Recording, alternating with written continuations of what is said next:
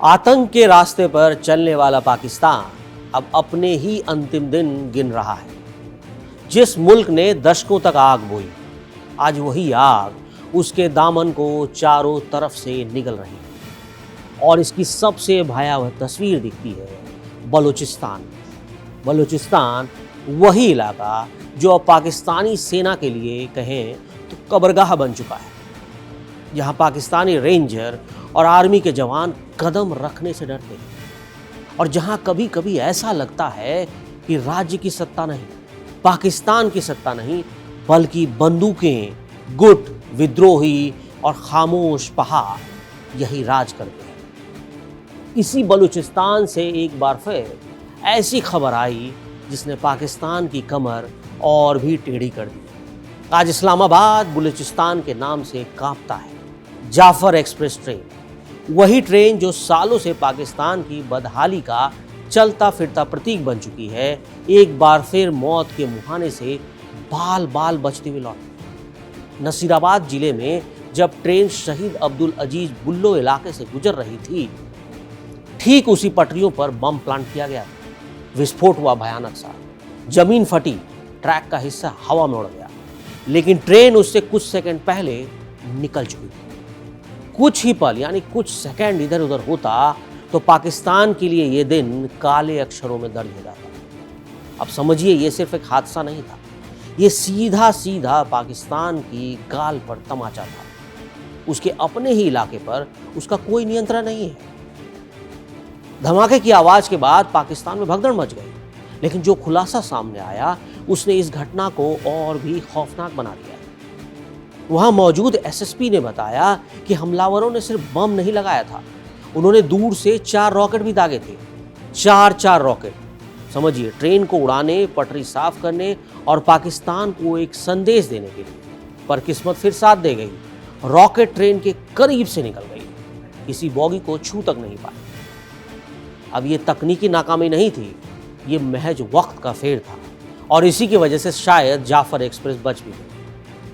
और आज पाकिस्तान इसी फर्क पर चल रहा है। किस्मत और बर्बादी के बीच ये जरा सा जो फैसला है, पाकिस्तान इसी के बीच अपनी जिंदगी की सांसें ले रहा है। अब ट्रैक का बड़ा हिस्सा उड़ चुका था, आसपास के सभी रेल सेवाएं रोक दी गई। रेलवे सुरक्षा बल मौके पर पहुंचकर मलबा उठाने में जुटे, लेकिन असली मलबा रेलवे ट्रैक का नहीं, पाकिस्तान की फेल होती व्यवस्था का है। क्योंकि इस हमले की जिम्मेदारी जिस संगठन ने ली, उसने पाकिस्तान को यह साफ बता दिया कि अब ये लड़ाई 1-2 हमलों की नहीं, बल्कि पूरे प्रांत की आज़ादी की लड़ाई है। नाम है BRG, बलोच रिपब्लिकन गार्ड्स, जिन्होंने इस हमले की जिम्मेदारी ली और सीधा कहा कि उनका निशाना पाकिस्तान की सेना है, पाकिस्तान के सियासतदान हैं। और अब उनके लिए जाफर एक्सप्रेस सिर्फ एक टारगेट नहीं, एक मैसेज है। इस इलाके का इतिहास भी कुछ ऐसा है कि डर खुद कहानी बन जाता है। बलूचिस्तान में पाकिस्तानी सैनिकों के लिए हर सड़क, हर घाटी, हर पहाड़ी एक खामोश कब्रगाह जैसी लगती है। कई जिलों में विद्रोही इतने संगठित हैं कि सेना खुले में पेट्रोलिंग करने से कतराती है। पाकिस्तानी रेंजर्स और आर्मी के जवान यहाँ काफिले में चलते हैं और रात में कई जगह कदम रखने की हिम्मत भी नहीं कर पाते। अब देखिए, पिछले 1 साल में इन क्षेत्र में सेना के ऊपर हमलों की संख्या लगातार बढ़ती चली गई, और ये पहली बार नहीं है कि जाफर एक्सप्रेस को निशाना बनाया गया। ये तो जैसे आतंकियों की पसंदीदा ट्रेन बन गई। इसी साल 11 मार्च की बात है, जब इस ट्रेन पर एक के बाद एक हमले हुए। मतलब ट्रेन को पूरा हाईजैक कर लिया गया, कभी IED ब्लास्ट, कभी रॉकेट हमला, कभी ट्रैक उड़ाना। 18 जून को जैकोबाबाद के पास रिमोट कंट्रोल विस्फोट से इसकी 4 बोगियां पटरी से उतर गई। 29 अक्टूबर को नसीराबाद के नोटल इलाके में इसी ट्रेन पर रॉकेट दागे गए। और इन सब के बीच एक और कहानी है जिसे पाकिस्तान कभी खुलकर नहीं मानता कि बलोच उग्रवादी पहले भी ट्रैक का पूरा रूट अगवा कर चुके हैं। हाँ, आपने सही सुना, ट्रेन अगवा करना। नाम है BLA, जिसे कहते हैं बलूचिस्तान लिबरेशन आर्मी। इन लोगों ने तो पूरे रेलवे ट्रैक पर और ट्रेन पर ही कब्जा कर लिया था, वो भी जाफर एक्सप्रेस ही थी। कुछ बोगियों को रोककर यात्रियों को उतार लिया गया, और कहा जाता है कि उन्होंने यहाँ कत्लेआम मचाया। पाकिस्तानी सेना के कई सैनिकों को गोलियों से भून दिया गया, क्योंकि उनका मानना है कि बलूचिस्तान पाकिस्तान का हिस्सा नहीं, बल्कि एक इंडिपेंडेंट स्टेट है। अब पाकिस्तान की मीडिया कभी इसे पूरी तरह दिखा नहीं पाई, लेकिन अंतर्राष्ट्रीय रिपोर्ट में यह घटना दर्ज है और ये हमला इस बार जो हुआ है ये बिल्कुल उसका नया चैप्टर है। अब सवाल ये उठता है कि पाकिस्तानी इस स्थिति को संभाले कैसे। उसकी सेना की हालत है कि वो कभी भारत से पिटता है, घसीटा जाता है, बेइज्जत होता है। उत्तरी इलाके में तहरीक तालिबान पाकिस्तान है जो उनके जवानों को रोज रोज टारगेट करती है। पश्चिमी इलाके में बलोच विद्रोही हैं जो लगातार मजबूत हो रहे हैं और पाकिस्तान की सुरक्षा व्यवस्था 3 तरफ से टूट चुकी है। मतलब समझिए कि बलूचिस्तान का भूगोल, ऊबड़ खाबड़ पहाड़, अनंत रेगिस्तानी फैलाव, अनियंत्रित गांव, ये सब पाकिस्तान को एक तरह से जकड़ कर रखते हैं और पाकिस्तान बेबस है।